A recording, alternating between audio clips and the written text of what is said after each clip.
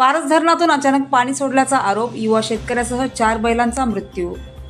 अकोला जिल्ह्यातील बाळापूर तालुक्यातील पारस धरणातून कोणतीही पूर्वसूचना न देता अचानक पाण्याचा विसर्ग केल्याने लोहारा येथील 28 वर्षीय युवा शेतकरी शाहिद आसिफ देशमुख यांचा दुर्दैवी मृत्यू झाल्याचा आरोप ग्रामस्थांनी केला आहे। या दुर्घटनेत त्यांच्या 4 बैलांचाही बुडून मृत्यू झाला।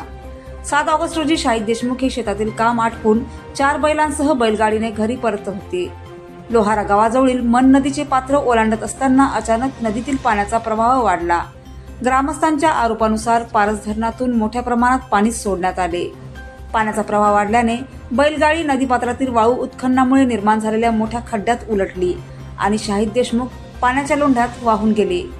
दुसऱ्या दिवशी त्यांचा मृतदेह नदीपात्रात आढळून आला, तर 4ही बैलांचा बुडून मृत्यू झाला। या घटनेनंतर संतप्त झालेल्या लोहारा ग्रामस्थांनी बाळापूर तहसील कार्यालयावर शांततापूर्ण मोर्चा काढत तहसीलदारांना निवेदन दिले।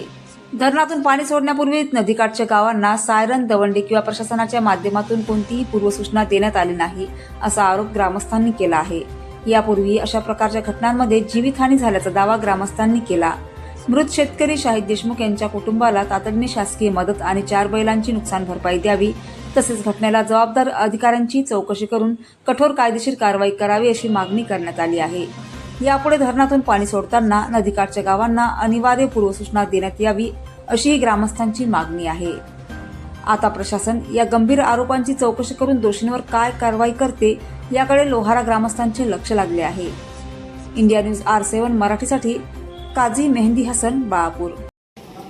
मी लोहारा ग्रामपंचायतचे सरपंच प्रशासक 7/8/2026 ला शाहिद देशमुख हा आपल्या बैल आणि मजूर घेऊन शेतात जात असताना आणि मशागत करून परत येत असताना मन नदीच्या पात्रातून जात होता, तेव्हा नदीला अचानक गाडी वाहून गेली आणि त्याचे 4 बैल जाग्यावरच मृत्युमुखी पडले आणि शाहिद हा वाहून गेला आणि मानेगाव पेंडावर तिथे त्याचा मृतदेह सापडला।